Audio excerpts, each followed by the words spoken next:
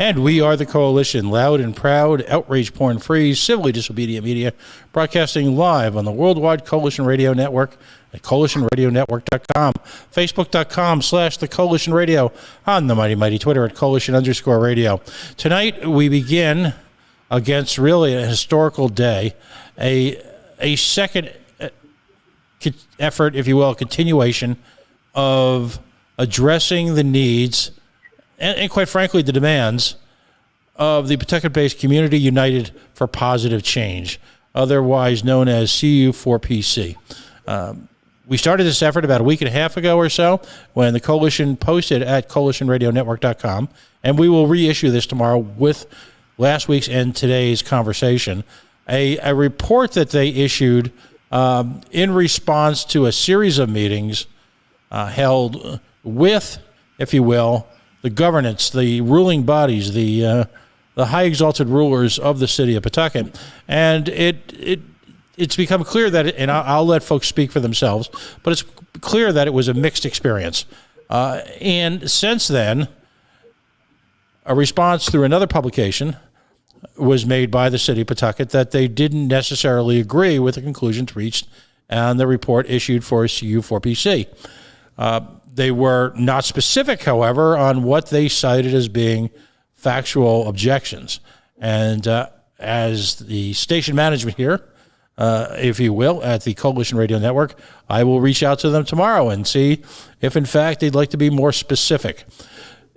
With that as a backdrop, however, we're going to press forward, and we're going to attempt to do this on a weekly basis until these issues are resolved, because not only do they reflect challenges to the city of Pawtucket themselves, but quite frankly, they are not dissimilar to the issues faced by community members in cities like Pawtucket and Providence and Central Falls and West Warwick around the nation.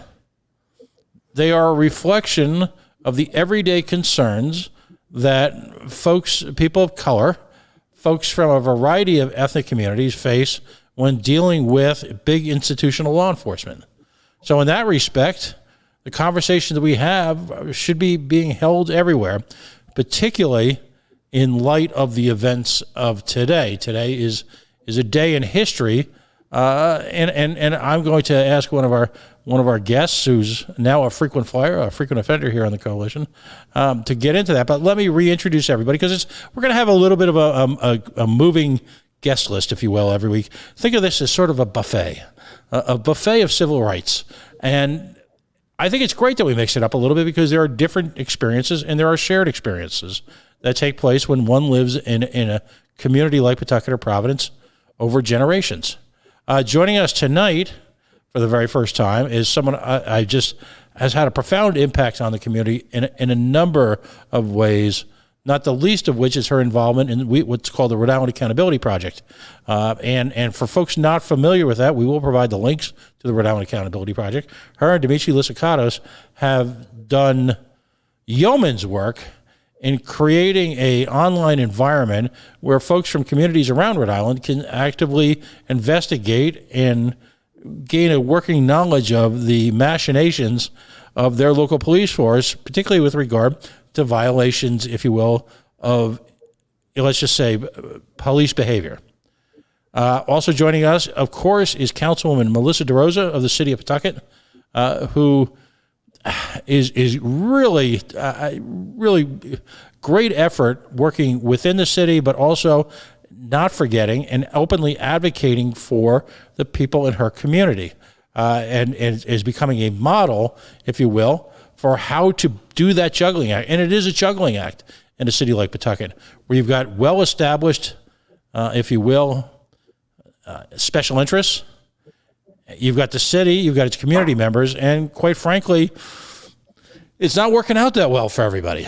So my congratulations to her for her special efforts. And again, joining us this week again is J.L. Gonzalez. He is a community member. He is, and we'll have him talk briefly again about his organization.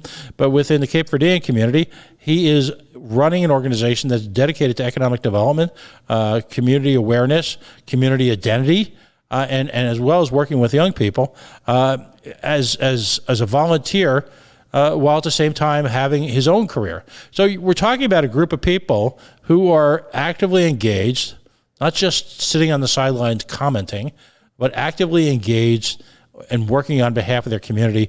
It's something they literally do every day when people are watching and when they're not.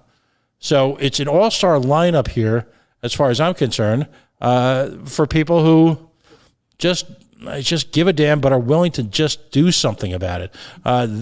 Not with us this week, but hopefully appearing next week, of course, is the great Christine Bento, who couldn't make it tonight, but I'm sure will be in our virtual studio next week. And again, Dimitri Lysikatos, who with Lynn runs the Rhode Island Accountability Project. And I hope we'll be able to see him next week. So against that long-winded explanation, because listen, who does long-winded explanations better than me, right? J.O., why don't you talk about the historical impact of today and in your perspective as a member of the Cape Verdean community? Hi, Pat. Thank you once again for inviting me and other guests here on today to talk about these issues. Today, absolutely significant day, April 20th, 2021. About a year ago, we had George Floyd. We all saw it many times, where he had a knee pressed against his neck, resulting in his death. And that was proven with the verdict today, where Officer Chauvin was convicted of second degree and third degree murder, as well as second degree manslaughter. Victory in a sense where justice was served, but it's not going to bring George Floyd's life back. So I think it's the beginning of a lot of the changes that will happen maybe on a federal level to try to change some of the policing laws and just to make it safe for members of the community and having more accountability for the police officers. This is also, it's a special day because this is what launched CU for PC and why we got involved and why we wanted to make a difference in our own community. We were seeing events similar to the events that was going around across the country. Members of the community were seeing it happen in our own backyard. So I personally was motivated to jump in and try to do more and lend whatever help resources that I can to bringing the group together, working closely together with the officials, bringing the sides together to be able to communicate, work through our issues, and try to resolve them. So yes, today is a historic day, getting the verdict and knowing that it was George Floyd's death that launched our group and getting together. J.O., if I can ask you just for a reflection here, there have been a number of starts and stops in the civil rights community, if you will, across Rhode Island in the last few years. And I don't say that to fault anybody. This is difficult work. It can compromise one's career. It can have impact on your family. So people who work on behalf of their community for civil rights are at any level, regardless of how much time they put, are heroes in the real sense. So I guess I'll throw this out to everybody. You folks have been able to keep it going. What's the special sauce there? What's motivated all of you? And I'll just go around the room and you guys take over in a sense. Is Councilwoman DeRosa, are you available? If not, or Lynn, I can jump in. I actually know exactly how it feels to be in that position. Give me 1 second. I'll turn my video camera on. Sorry for the camera on and off. I actually know very well how it feels to be in that situation where you're trying to advocate for the community in so many different ways, and then you actually turn out to kind of be the bad guy. And I know that a lot of people now having these conversations are uncomfortable. It hasn't been a comfortable year watching what has taken place, with George Floyd. And I like that Biden addressed the fact that it has taken a year for us to come this far, but we can't take another year for us to start seeing change. And so today was very important for the people who have been in the fight and who are joining the fight.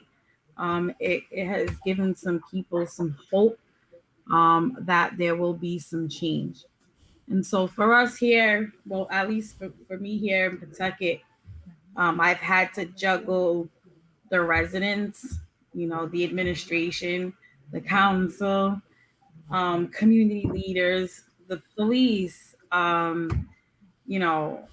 politics, and our families, different personalities, different views, different different experiences, and to try to be that middle person to kind of like figure out a way for us to kind of meet halfway. But we're at a point that we can't even meet halfway. We need to go 100% full force at making changes to some law enforcement and some systematic, systematic racism that has definitely affected people here in the city. So today was very heartwarming. I was pulled over. I couldn't get my phone to work so that I can watch. So I had to call someone, and I heard it over the phone, the verdict. And, both myself and the person on the phone nearly, I want to say we shedded a tear together because there has been a lot of suffering so far. There has been a lot of suffering we have so much more to work on. Councilwoman, is there an audible sense of relief too? I should say a palpable sense of relief too, that it's over and that the community can now internalize this, savor, if you will. I can't call it a victory because someone died, but at least savor a semblance of justice, but also be challenged by the fact that it took a graphic video, literally an incredibly graphic video, for this to happen. I mean, what's your reflection on that? And that is why I struggle sometimes with, justice. As I seen the latest young man who was shot and killed by the police mom say, justice, what is that? What is justice when, you lost a loved one to this? Today definitely brought a sense of everybody was watching. I know there's been other cases that have been in the media, and people have felt affected by, but this case in particularly watching like that it had to take that it kind of felt like we were in a time that I wasn't around when there were lynchings and burnings and in that level of things happening. And so I think like everything that we've all read in the past historically for Black and brown people kind of unfolded right in front of our eyes. And we're used to it being okay. And this is one of the times that it was not okay. And the justice system has worked in our favor. Mm-hmm. Yeah, Pat, I think the difference. relief. It's a sense of relief, but it's also another weight on the chest, because this case has unraveled so much that we need to change, and there's so much walls being put up to making them changes, when in fact all we're trying to do is build relationships, and we're trying to make sure that what has happened to George Floyd and what we have watched happen in the country doesn't happen here. And so it's very like disheartening for me, because I know what this group, the conversations that we have had and the work that we have done. Lynn, I appreciate all of the stuff that you have done for us as well. And so I feel still like it's an us against them. And that's not what I want anymore. I want unity. I want us to work together to just fix it, to acknowledge that the system is not perfect and there are things that we can do as a team to make change. And we should not be, like, I'm not a bad person for wanting change, and I am not anti the police for wanting change. And it almost seems like, because what we want is some positive to come from this, that you're the bad person, and that has to change, because it's not what we're here for. I don't want anyone to come burn or vandalize any business or home here in my city, because people are so mad about the injustice that they have felt here. We're one of the cities who have a reputation for police shootings. And so it should be a conversation that we're okay with having. And it doesn't seem like people are okay with having that conversation. And that is where I'm at. I mean, some people are, it's either black or white. There's no gray area here. I don't think anybody specifically has a magic wand and is going to solve everything. But I do think that once we start forming what we call the beloved community, and instead of excluding the police and excluding the administration and excluding community leaders, whether you like them or not, or excluding certain residents, or excluding certain people's belief, we need to listen to each other, listen and figure out ways that we can better serve the public. I'm not perfect. I don't expect anybody else to be perfect. But I'm open to constructive criticism, and I'm open to making changes in my life. We're all growing every day. So. Jail, you were jumped in. You were about to say something. Yeah, it was just on a comment you made about it kind of took to a horrific video for people to get it and a lot of change to happen. I think a lot of the issues with police using excessive force has been going on for years. It's always been, my word versus his and what's in a police report. But I think this was different. George Floyd being killed, and America seeing him, actually the world seeing it. It was different, and it acted a lot of people to change. My place of employment, we've had levels of conversations that I never thought we would have about race relations. This really sparked a lot of change happening across the country. So in that regard, it's, a man had to die and the world had to see him die. I just hope that many more lives are prevented because of that incident. We're all learning and we're all better. And that's why CU4PC got together and we're trying to have those positive changes. And you also had a question earlier just about, civil rights movements and working through. I mean, I give a lot of credit to a lot of community members who are all volunteers. I mean, we volunteered to do this. We signed up for it. It is taxing on individuals that have jobs and families, and it's tough meeting on a regular basis. But we try to grind it out, and I think our greatest reward, and we don't get paid, but our reward is seeing change happening. And if we can make a change that's going to make our community better, that may help a kid go to college or help prevent someone from going to jail, because we've had an impact on them or impact on police officers, and where they've changed themselves, we know it's all worth it. And I strongly believe that the more you give, you get a lot more back in return. We don't do it to get anything back. We don't do it for any accolades. We do it because we want to do it.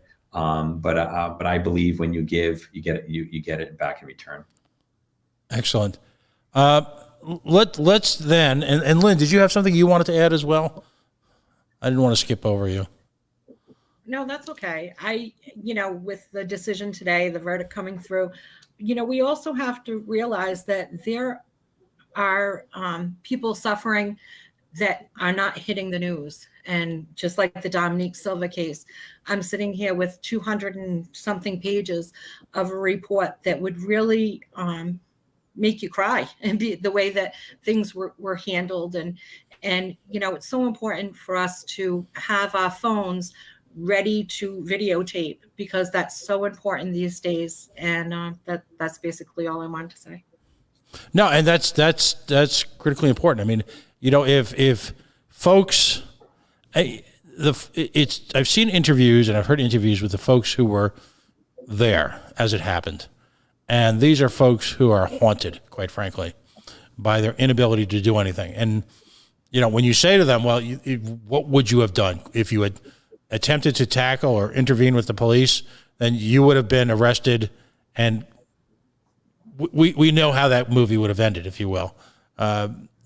So I'm going to give them all the credit in the world for having the presence of mind to tape and to provide, if you will, a provocative backdrop as it happened, because I think we all know a lot of people, an ordinary response to that when you wake up and you find yourself in the middle of an incident like that, is to just leave, is to just walk away and say, there, but for the grace of God, go I. But those people, change the world by not doing that. But we look at the video of a young man who had dropped his weapon and was, as they say, complying, and was shot just a couple of days ago. And what's stunning to me is that this is happening against the backdrop of the Floyd case. I have to wonder what's going through these people's mind when they accidentally choose a gun instead of a taser, when they shoot in plain sight on video a young man who was complying. And the notion that in America in the year 2021, there is a significant number of people who don't understand that while someone may or may not be guilty of a crime, number one, they are entitled to due process and they are entitled to the presumption of innocence until guilt is proven. And number two, regardless of what that crime is, they should not be assassinated because they were involved in that crime, if in fact they were even guilty. I'm stunned that people think that way and are actually incredibly enough willing to take the next step and actually give voice to it, or even more amazingly, take the time to write it down in a Facebook post or some nonsense. I want to get to the issue at hand with the report, but I just find that stunning that we have to re-educate people in the year 2021 as to fundamental civil rights and fundamental due process under the law. And I can only imagine what you folks feel. So with a heavy heart, I'm sorry, go ahead, buddy. Pat, I wanted to say something because you said something about the witnesses and of the George Floyd situation. Many years ago, I was a witness to a Pawtucket police shooting, a deadly Pawtucket police shooting. I was on the scene and actually attempted to render aid to the person who was shot, but was unable to help that person. Mhm. And so, man, I wish I had a video camera or a camera or something that can show you what we seen happen. And I at that time, wanted to be a voice for that person. I'll never forget. I had a CNA that was working in my house, and we often talk about that. But it was a scary time, to be a witness and to, speak up. And so, the people who witnessed this, um, are extremely courageous. And I just wanted to say that because, yeah, it happened in another state. But like Lynn said, we have cases right here in our city that people are not comfortable with, and and they're not happy about them, and it makes you feel a little nervous. If you're going to get pulled over or to call 911 if you need help with someone. These things are not supposed to be leading to their death. I understand you shouldn't do the crime. I don't think stealing $20 from a register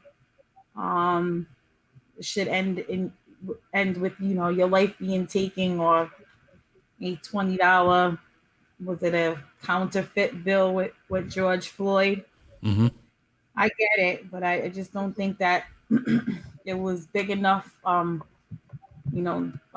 a situation for it to end the way that it did.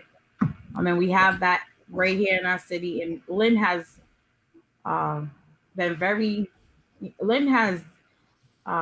so even with Dominic Silva's case, I mean, she has information that I don't have, but just a little bit that I have about the case is a little bit disheartening. It kind of ruins the trust that you have, not just with the police, but with the administration, because of certain things that happened during that time, and that is why one of some of our demands were things about specific cases, and especially about Dominic Silva case. He is our George Floyd, Right.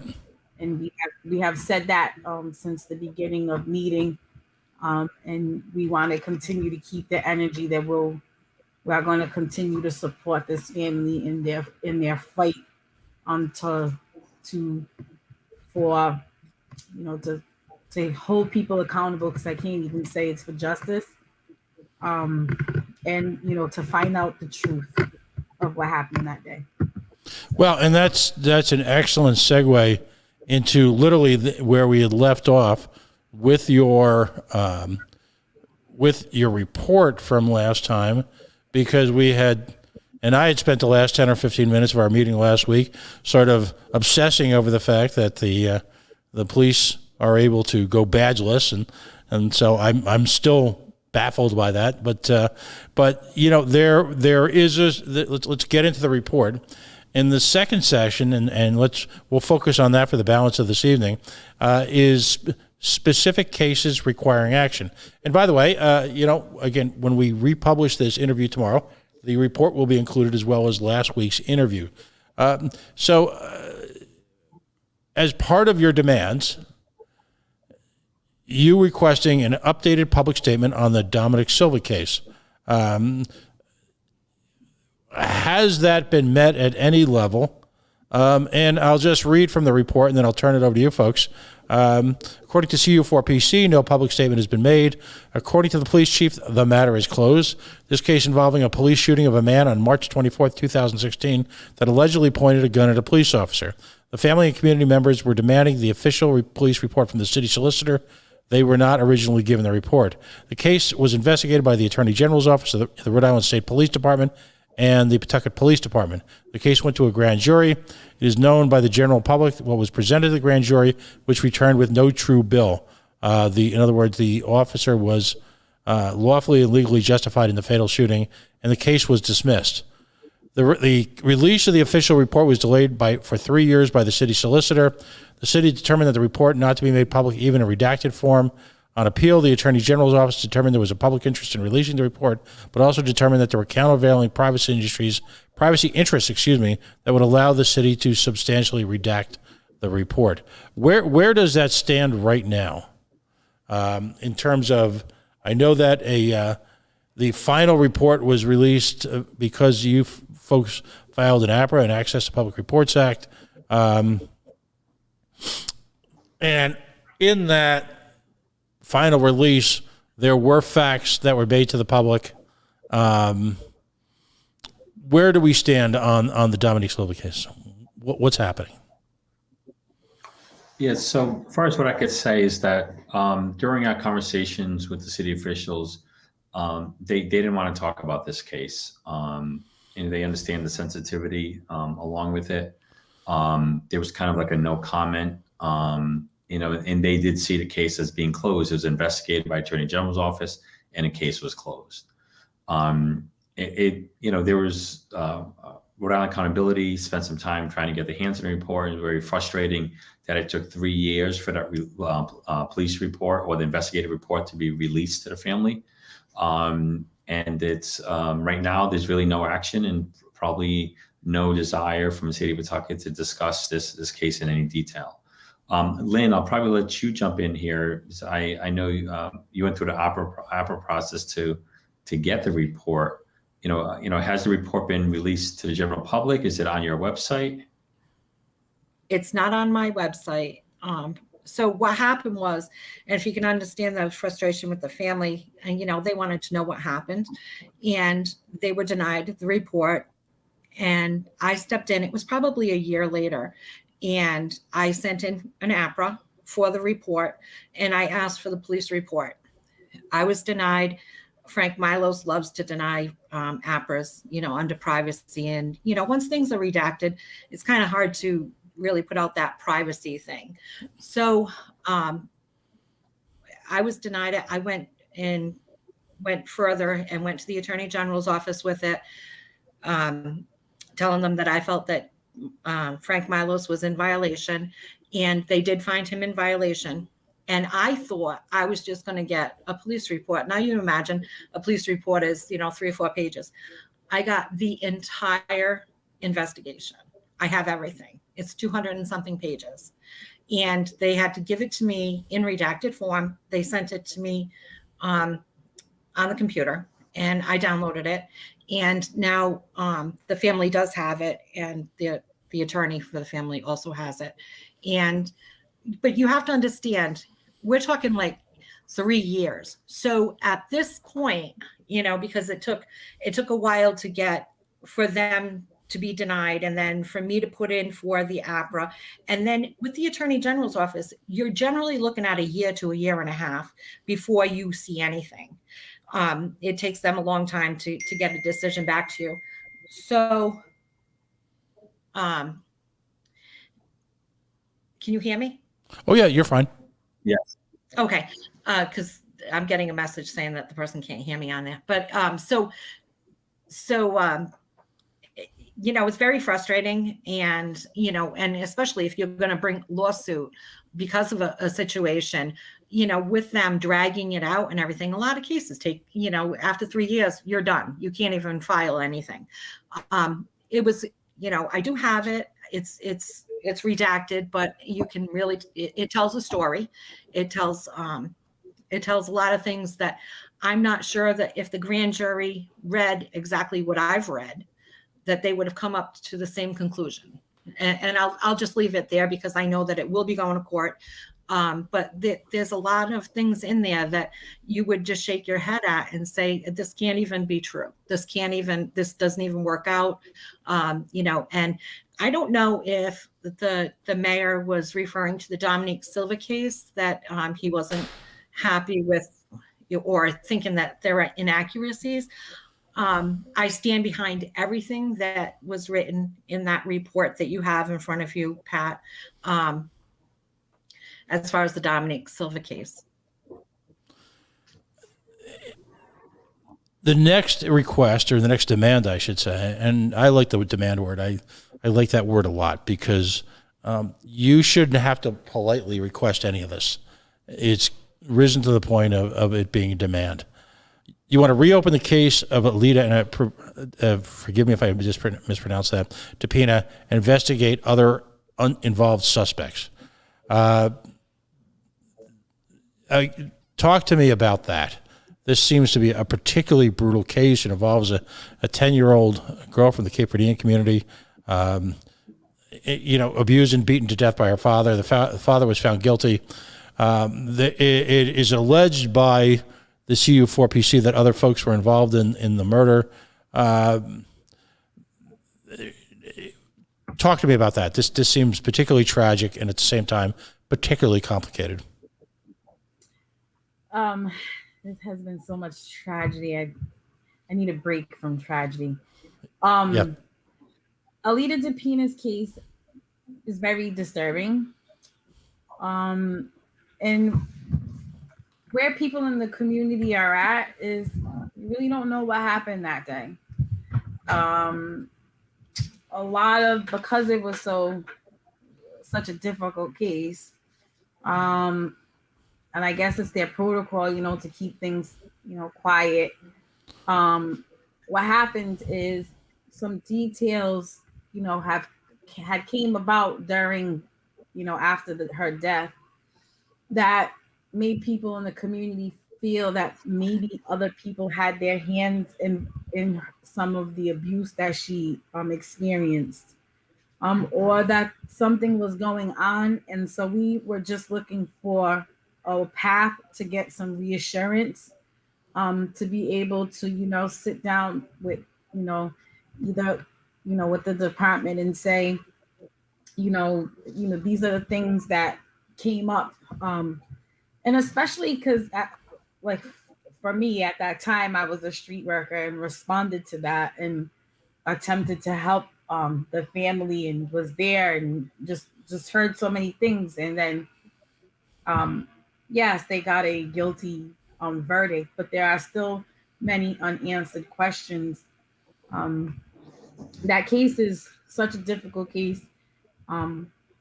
I really wanted a commitment from not just, and I don't want to say from the city, just from the community. I wanted a buy-in, from everybody to say, and it was just so sad. But it seemed like, I don't want to say a system, but we failed Alita as a community, right? And so, did we? I don't know. And is there anything that we could have done to prevent that from happening? Is there programs that we need to entertain, that we need to develop, things policies maybe that need to be put in place so that something like this never again happens in our community? And so that is what, CU for PC was at, with demanding reopening the case, because we just wanted to address the safety concerns in the community. We have a commitment from CACD at this time to explore avenues to create a Cape Verdean victims of crime program, being that, we have a high population here in the city, and would like, our victims of crime to be serviced, to the best of their, to have access to services that they don't normally have. So I don't know if you have anything, Orlin, if you wanted to say anything. Yeah. Yeah, if I could just jump in here in this, and I think what the police chief has said, if to reopen a case, we need more information. So if there's anyone out there in the community that has any more information regarding the death of Lady DePina, please contact the Pawtucket Police Department and share any information details you have, because without additional details, the case won't be reopened. So there's just kind of like it's rumored or hearing that there may be more involved, but we need more than just that. We need people to come forward and state the facts as they know it, so the case can be reopened. This has got to be particularly painful because in a community you're surrounded by people you know, you love, you trust. Some are family, some aren't, but it's a reflection of a larger family. You have to wish at a certain point. There's an old saying, it's pull the tooth. Let's just get it done. Let's just get it behind us. It's got to be maddening that there's an entire bureaucracy there that exists, and their purported mission is to investigate to the fullest tragic and complex situations like this. And yet, I'm just going to throw out there that perhaps if they, I think you know where I'm going with this, in terms of some people are more equal than others.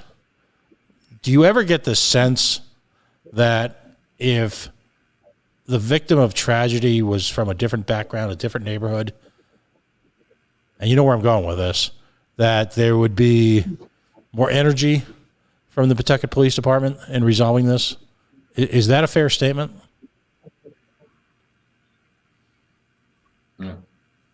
I would just hope that there's compassion for all victims, regardless of their race. I've seen things as I was growing up where I didn't think I was being treated fairly, or people around me being treated fairly. I know my mother, where she's had medical emergencies and she wasn't treated fairly during a medical emergency. I saw that happen multiple times by either the police or by paramedics or fire department. So you do stop to think, all right, do they treat everybody like this, or is it just us? And I think there's some examples. We hear examples where people do feel they're mistreated, and I see it often happen to people of color. I've had my own personal situations where I felt I was being discriminated against. I'll just tell you a quick story of when I was running for city council back. I was in my mid-20s running for city council. Probably one of second person of color to run at that time. And this is back in 1994, 93, 90, I think it was like 93 or 94. But there was kids on the streets, were in Main Street, mostly Cape Verdean, kids of color, where they were being told that they were hanging out on street corners, and they were told that they had to get off the street corners and go home. And it made the news where they felt that they're being harassed by the police. As an active member of the community, I went to the street corners to go see these kids and talk to them. And my conversation with them was basically, hey, what are you doing? When the police come, you got to comply with the police. You have to move along. You can't be talking back or getting arguments. Just move off the corner. You shouldn't be hanging out. And the kids' response was, we do what they want. We do what they want us to do. They're trying to pick a fight with us, and they're trying to find a reason to get us upset so that they could arrest us. And I'm like, you know what? I don't believe that. And I told them, I said, I don't believe you. I don't believe that's happening. Yeah, you just got to comply. Just as I was saying those words, I hear a voice come from behind that says, get the F off the corner, and yelling. And when a kid says, yep, that's how they talk to us. And I turned around as a police officer. And I turned to the officer and I was like, excuse me? And he's like, you heard what I said. Get the F out of here, or you're all going to be arrested. And I was just, not shocked, but surprised at the fact, the irony that I was there, like talking to the kids and trying to help them, and to see that they were being treated like this. And the kid's like, yeah, that's the way they treat us. They just want us to talk back to give us a reason to arrest us. So that's just one small example. And I had a conversation with a police officer. He looked at me like who the hell are you? It just happened to me. My campaign sign was like 20 feet away from us, and with my picture on, I'm like, I'm that guy with my picture on that campaign sign. And he immediately changed his attitude towards me. He apologized and said how tough it is being a police officer and how he means well. And it's like, come on, if you can't do this job, you shouldn't be there. You really got to treat everyone with respect. You give respect, and you're going to get respect in return. And I will say that there's a lot of police officers that do an outstanding job. And I've had other situations with police officers where I've been treated very fairly. So it's not all police officers. So I don't want to paint that picture. It's definitely a small few. But what we want to see is those officers that are like the good cops, right? We want them to step up. We want them to step up and denounce. And I think that was something that's different to George Floyd here. You saw multiple police officers who testified against him and said what he did was wrong. We saw multiple police officers across the country coming out and said what was done by that officer was wrong. Shortly after the case, I saw the New Haven Police Department posted something on social media where all the police officers came out in front of City Hall, and they all did their oath of being an officer. They repeated their oath to remind themselves and show the community, this is what we're about. And we condemn police brutality. We condemn what happened in Minneapolis, and we condemn where it's happening in other places. Now, that is not who we are or who we want to be, and we condemn that. So we did see with George Floyd more officers coming out, more municipalities talking against police brutality. So, like I said, I think this is part of the change that's happening. Hopefully, it's for the better. But we also saw other officers, other places, and people doubling down, right? Doubling down and kind of standing behind. And we saw the rhetoric coming from certain factions of people who, instead of denouncing what the officers were doing, standing behind and promoting a lot of that behavior that's happening, including our former president. So, but let me ask you a question, and I'm going to throw this out to all of you. See, I have a problem with the one bad apple reference. And I think we know what I mean by that. There's always some variation on that theme. Because ultimately, if you uphold or enforce a law that is immoral, and I'll use a perfect example of that, getting caught with weed and ending up in a cage, then can you claim to be a moral enforcer of, can you claim to be moral at all if in fact you are simply a tacit, unspoken witness and enforcer of an immoral law? Is that possible in the year 2021? The old retort, I'm just following orders, that's the law. And I'll ask that, I'll throw that to all of you. And I don't know what to do about it, to tell you the truth, because ultimately there are a number of immoral laws that the quote unquote the good guys are simply enforcing because it's a law.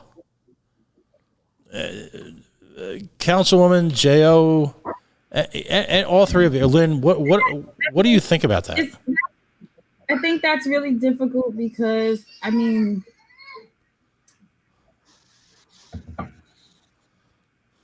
it's just a hard ass, Pat, honestly, because we all have different views on certain laws and certain policies. I think it's more about it's more about recognizing exactly what laws are affecting our community, like the marijuana laws, and making an adjustment so that people are not going to jail for it. Mm-hmm. Pat, I apologize because I am gonna have to log off, but I wanted to say something before I go. Yeah, please do. I know that in another media outlet, the administration has said that in this document there's some, infactual or errors. I just want to And I'm sorry because she's screaming for me. Yes, Mama. Okay, I'm coming. Yeah, but that's, I got to tell you, that's the greatest sound of all. Isn't it? A happy child. I can never get, it's the most wonderful sound of all. Well, little kids are supposed to be little kids. You're on mute. Oh, Pat, I'm sorry. We gave the city time to let us know what was in that document that they was not comfortable with so that we can make them changes. And, you know, they did not come back to us in a timely manner with any requests. So if there are anything on that document that the administration feels we need to, you know, we're infactual and needs to be changed, we're definitely open to that conversation. Us publicizing, you know, putting this document out to the public is like our president and many people in America feel today, is just the beginning of more conversations that have to take place. We've been doing it CUPC with the mayor and the chief. We've been in some very uncomfortable situations, but we have pushed through. We've done some very positive things. And I believe that this group, along hopefully with the advisory board and some of the things that the mayor is trying to do to kind of further these issues that we're having, you know, that we will see the change that we need. Again, I stand behind the document. I read it 1,085 times until I couldn't see anymore and my eyes were watery. I had to, you know, look at it, open it, look at it again. So, I mean, things in there. We didn't have comfortable conversations. We all knew that it was going to be uncomfortable, but we all knew that we wanted to agree to disagree and to kind of meet each other halfway and get some things moving for Pawtucket, so that we can avoid what we see happening, you know, in our surrounding city and also in the country from happening here in Pawtucket. And again, I have to go. My baby's screaming. No, thank you so much. We're even though I didn't see your face, thank you so much for everything that you do, girl. All right. And you guys have a good day. All right, Councilwoman. Thank you so much for joining us. And Joe, I'd love to get your reaction to my statement about morality in enforcing law. I'll give you another example besides weed. Right now in the state of Rhode Island, if you're accused of, and please correct me if I'm wrong, but my understanding is if you're accused of breaking probation, you are incarcerated immediately. How is that due process? How is that moral? Yeah, there has to be some due process there. So when you're saying accused, is it like someone randomly calling the police and saying, hey, this individual has violated probation, and that's all it takes? Seemingly, I hear this time and time again that we are one of the worst states in the nation in how we handle alleged. Remember, that's the magic word, right? Alleged, purported, potentially, maybe. Yeah. Probation offenders. There should be some due process and make sure that we're following the laws, or as you say, morality, right? Giving the individual, the benefit of the doubt when there's an accusation made, doing some investigation before that occurs. It may require, detaining the individual for a short period of time, just to ask the questions and be able to get to the facts. But yeah, there should be some due process there. And having a court hearing before that occurs. I think just your overall question about just morality. I think the officer, I think this is what Councilwoman Rose was stating. They're put in a tough decision where there are laws that are being presented to them, saying, "Hey, you must uphold all these laws." And I think it also goes by the administration of how much are there some laws where there's some wiggle room, and like if you get pulled over. they can ask some questions. If it's a tail light, they can let you go, right? You just, hey, here's a warning, get that fixed. Or you have a tail light and they're gonna frisk you, make you gotta get out of the car and search your car looking for drugs. So is that the right thing? And I think I think what we're asking for is equality. In a way, the police officers are performing, that people are not, specific individuals are not being targeted just because of their color of skin, the way they look, the way they talk, the way they dress. They shouldn't be targeted for that reason. I myself, I have my nieces, nephews, friends, and there's some people you may just look at them walking down the street, and some people will look at them and say, "Oh, that person's trouble," right?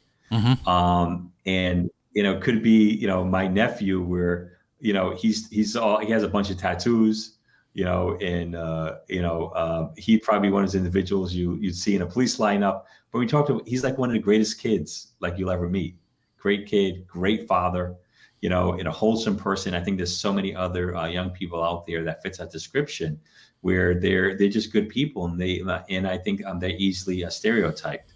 And I preach to them all the time. I preach to them about following orders of the police when you're being pulled over. Make sure that you're following commands. Roll down, and I do this for myself. I roll down all the windows. I turn off my ignition in my car. I turn on the lights, and I put my hands right there on the steering wheel, waiting for the order by the police officer as to why they pulled me over.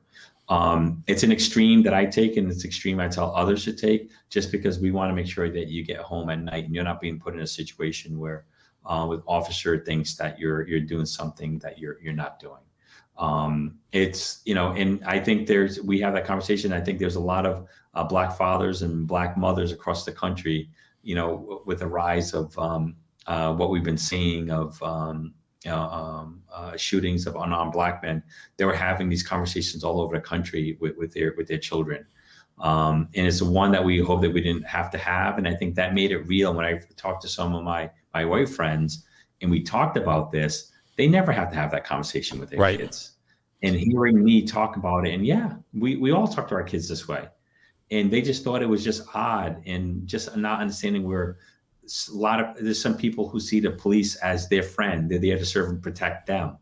We didn't see that. We didn't see the police officers that way when we grew up, where we always felt that, it was us against them, and they're looking to try to catch us doing something wrong, give them a reason to arrest us.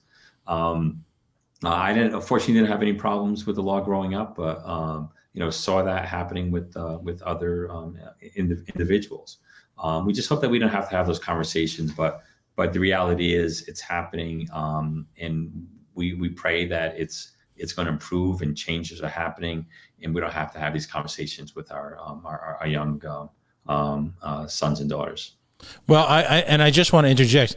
I've had a number of conversations about the conversation, and you can imagine, if you will, the awkwardness, if you will, of a middle-aged white dude from the burbs having a conversation with a woman of color about the conversation. In fact, I call it that, the conversation, with her sons in particular, because it's quite frankly, it's in my humble opinion, many young men of color have targets on their backs. And for everyone who would like to dispute that, I have a number of folks in the community who will talk to you about ongoing issues, not just in Pawtucket, but in Providence and other cities that are real. I had that conversation with a sitting Rhode Island state representative. I had that conversation a couple of years ago with a woman who is a university professor here at a college in Rhode Island. And I've had that conversation about the conversation with folks who just come from a normal, working class background. The notion that at every level, if you will, of quote unquote economic society in Rhode Island, people of color who are regular folks like you and I, people of color who were literally elected officials, people of color who were university professors with a doctorate operating at the highest levels of academia, should be startling to everyone. Because you're right, I did not have to have that conversation with my daughters. They you do at a most superficial level when you teach them how to drive. If you're ever pulled over by police once, with never the inference that something could happen, and that's code word for you might be in physical danger if you don't comply. It's just not part of it. There is nothing in that's a shared experience at any level. And I don't know if enough folks understand the conversation. I think it's completely out of their experience, because you still get the routine. Even in this week on social media, you still, despite the Floyd case as well as 3 other recent cases, and I mean, I'm talking within a handful of weeks, despite that, you still get if you simply do what you're told and don't get into trouble, it won't happen to you, which is utter nonsense. Utter nonsense. Please. Please, I'm monopolizing. No, go ahead. Go ahead, please. I'm monopolizing the conversation. I apologize. Go ahead, please. No, that's okay. So it wasn't that long ago that I was at a council meeting, and it was a very loud meeting, and I was with my best friend, Christine Bento. Yep. And she was the only brown woman in the room. She's Cape Verdean. I like to call myself Cape Verdean by association, but I am white. Yep. And, the meeting was very loud and everything. And there was a situation where a police officer came over to her only and put his hands on her only. And I looked around at the room and I was like, wait a minute, everybody else is just as loud. And she was definitely targeted that day. And going to the badges, I asked the police officer his name, and he wouldn't give me his name. So, after he had put his hands on her and was removing her from, a very loud council meeting that everybody was yelling and everybody was upset at this council meeting, but she was definitely targeted. And when I say the room was filled, it was filled. It was filled with all white people except for Christine. And she was definitely targeted that night. And not long after that, we went to the police department for another situation. And as we were walking in, that same officer stood in the hallway to intimidate her and stared at her the whole way while she walked by. So it's the retaliation also. I know that we need more community policing. We need people not to fear the police, but I see why they do. And that's the problem. And the more you speak of, or you try to stand with somebody, you're retaliated against. And, it's dangerous. It really is. And there's a lot of times that we have people that call us or want to meet with us to tell us a story.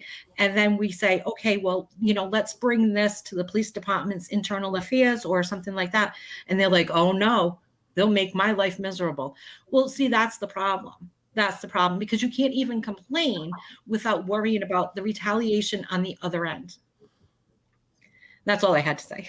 No, that's a whole hell of a lot to say, quite frankly. And I appreciate you giving witness to that, because I got to say, I missed, and I'll throw this out to both of you, I missed the episode where a large segment of the law enforcement population went to their respective bosses and said, I can't, as a matter of conscience, enforce this law. I missed that, and maybe someone can bring me up to date. Maybe they have the video. Maybe they can tell me the meeting or when it happened, but I don't know that I've ever seen that happen throughout all these years when all this crap's been going down. I have to tell you, I don't believe in defunding the police. I believe in eliminating the police completely and then replacing them up with a community-driven safety organization. I'd like to ban the word police forever, because and yes, there are brave men and women who serve, but unfortunately, because of the autocratic top-down nature of policing as it exists in America today, those individuals are at the mercy of folks who've got their own personal prejudices, their own personal biases, their own self-interest at stake. and little or any of it has to do with anything involving keeping the community safe. I'm not so naive as to think that a city like Pawtucket or Providence or CF or West Warwick, any city environment, or quite frankly, any suburban environment, could act peacefully in and of itself if left alone. We know that's not reality. Bad people out there. But yeah, Pat, and I think where reform is definitely needed countrywide, and I think we'll start seeing that at the federal level where reform will be happening. And I think one of the things that we put in report that we asked for was for a community review board of a civilian oversight committee. And I think that's where once you have that in place, changes happen, because it's not people from the inside that's investigating themselves, right? So you're going to have much more accountability. And I think any municipality where you have this kind of independent party reviewing what the police are doing, I think most police officers are going to feel much more accountable. They can try to do the right thing. Cover-ups that may happen wouldn't take place. And they definitely feel a lot of pressure to do the right thing. But they shouldn't feel the pressure to do the right thing. It's their job to do the right thing. We hold police officers a higher standard than anyone else because it's their job to protect and serve. Like I said earlier, I think there's a lot of officers that do an outstanding job. And you mentioned earlier about a few bad apples. I was talking to someone who had a lot of insight into a police department, and we're talking about some issues that they were experiencing. And I said, is it just a few bad apples that's a problem? And his response was, the whole tree is bad. And there's another third person that was part of the conversation, and he's like, the whole orchard is bad. And these are people that work at different levels of policing on the inside that share that with me. yeah, no, and I have to respect that perspective, and I think it's a reflection of reality, because again, we just don't see self-policing by the police. Now, I know that the next section of the report goes into a lot of detail about internal review, as you pointed out, the need for a civilian review board, a need for transparency and reporting violations after they've gone through the due process of internal affairs. It's a remarkably fair assessment of what should be done. One thing strikes me is that, despite all the issues with the between the community and the Pawtucket Police Department, that this entire document is remarkably absent is any real sense of bitterness or any hectoring or any accusations. It's remarkably factual, and it's remarkably straightforward in what the requests are, and I use that R word very carefully, what the demands are for accomplishing, if you will, police reform. And I want to point that out because this isn't a eat the police document. This isn't a rant and a rave. This is a remarkably thoughtful, if you will, look at a difficult situation for which many of the people who are reporting in this document have been victims of some pretty grotesque behavior. So all of your ability to sort of stand strongly with dignity, without bias or malice, at least in this report, is remarkable. I don't know that I could be that good a person as you all are. I don't know that I don't know if I don't know if I have that kind of strength. So and I think, go ahead, buddy. Some of the challenges we had within our group, that there were individuals that had their own personal experiences that were very negative. Right. And we didn't want that to come out in the report to be, hey, this is a one case situation. We wanted it to be much more of a generic assessment of what some folks, some folks were experiencing, and it was real what they were experiencing, but we didn't want to make it personal. So we left off names of individuals that were experiencing specific issues. But I think for me and other groups that had not had the same experience, we were surprised at some of the issues that we were hearing and some of the problems. And and it really charges up to say, we got to fix this. And then when we share it with the city officials, and it wasn't them coming out and denying it or saying, no, it didn't happen. It was more of a lack of like this acknowledgement that there is an issue, and a lack of like, hey, you know what, we got a problem. We're going to fix this. We see what's wrong. We're going to go ahead and move forward. Some of the conversations off the record were, did show that there is a want of change. But I don't know what's in a way, like, especially like what's going on in a country. I mean, it's not difficult to say, yeah, you know what, let's change that. That's a problem. We're going to fix it. We're going to fix it immediately. We don't have, you shouldn't have to go back and kind of have these side conversations or talk to the attorneys about what they're going to do. If it's something that's wrong, like, admit that it's wrong and make it, and have a huge commitment to go ahead and fix it.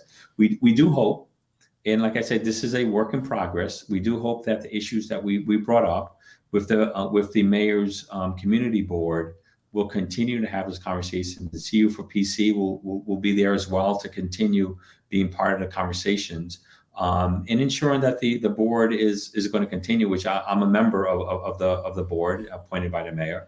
So I hope that myself and my colleagues will be able to review this report together, ask some of the same questions, and come to a meaningful resolution.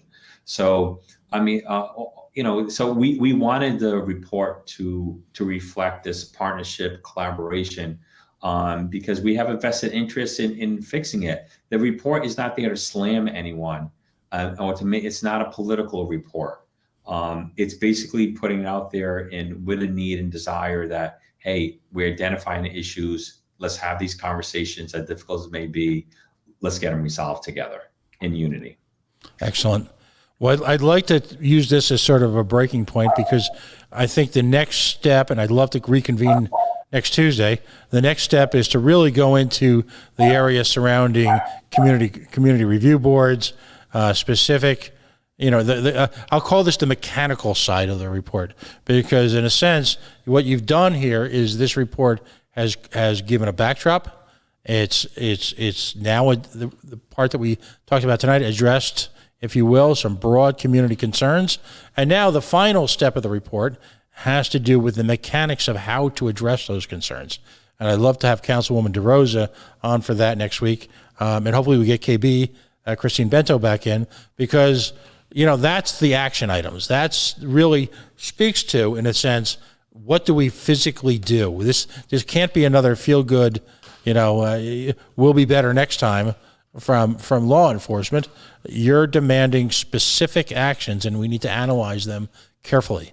And I hope you'll all join us again next week. And I really appreciate willing to take the time to come on the air and go through this sort of exhaustive step-by-step analysis and the impact in terms of community that it has. And I'm going to reach out to the Pawtucket, the poobahs of Pawtucket, if you will, to say, okay, what did you mean by you've got factual issues with it? It's all good. Just tell us. You don't get to, and this is station management speaking, right? You don't get to just throw out there a broad statement that says, yeah, there's things in there that are wrong. Because that's, to tell you the truth, that's, in a sense, there's a little bit of victim shaming in there, and I won't stand for that. Man up, tell us what is wrong, commit to it in writing, commit to it in some form of documentation, and allow your assertions to be challenged. And if my sense is from this group of folks that we've interviewed last week and this week, that if there are factual errors, I see no hesitancy in correcting them. In fact, it might help clear the air. And God knows we could use a little bit of that, can't we? So will you join us again on the air next Tuesday? I myself, I won't be available. I'll be on my honeymoon next week. So yeah, I was going to. Congratulations, by the way. That's outstanding. Well, you and I will talk in the next day or two about other things that we've been working on, I hope. Yes. Lynn, I hope you'll join us again. It was great to have you on the air, and we'll get KB involved, and we'll get the councilwoman involved and on specifics. and we'll just keep the work going. How's that sound? Thank you for having me, Thank Pat. you. We All right. appreciate it. So, round two, if you will. Round two. It has been a privilege this evening to have folks on from this organization, a group of citizens committed to, if you will, understanding and correcting the power imbalances that exist in the city of Pawtucket. And in dealing with specifics, moving from the broad conversations that often take place, yet apparently not for the want of those who are seeking reform, not for the want of hard work, but the unwillingness often of community powers to be willing to be addressed. I see this effort as a continuing work in progress until there is success and until there is relief. So we're going to stop there for now. I will get this up on the web tomorrow again with the report and a request in, and maybe actually a factual reaction from the city of Pawtucket. Who knows? Crazier things have happened. We are the Coalition, loud and proud, outrage porn-free, civilly disobedient media, broadcasting live on the Worldwide Coalition Radio Network at coalitionradionetwork.com, facebook.com/The Coalition Radio, on the mighty Twitter at Coalition_radio. We just ask folks if you could take a moment. I know you folks have, and I appreciate it. Following us, like us, channeling us, who knows, whatever. But it allows us to elevate our social media game, which allows us, quite frankly, to rise above the noise that the generic media is and address and bring to a broader audience, if you will, challenging conversations like this. It's going to take me a second or two. I'm going to sign off. If folks could stay on, our guests could stay online for just a moment. And we'll be back on the air tomorrow night. RAMP, Real Access Motivates Progress, will be on tomorrow at 7 o'clock, and we'll have some additional stellar programming. Chas Kalenda, attorney at law, returns tomorrow, 8 o'clock tomorrow night, for conversations about legal issues as they affect everyday, ordinary Rhode Islanders. And then who knows? Tomorrow's another day in the wild world of Rhode Island politics. Every day we open up this radio program, if you will, this digital radio program. We never quite know where we're going to end up. Wherever we do, though, thanks for listening. Thanks for watching. Have a wonderful evening.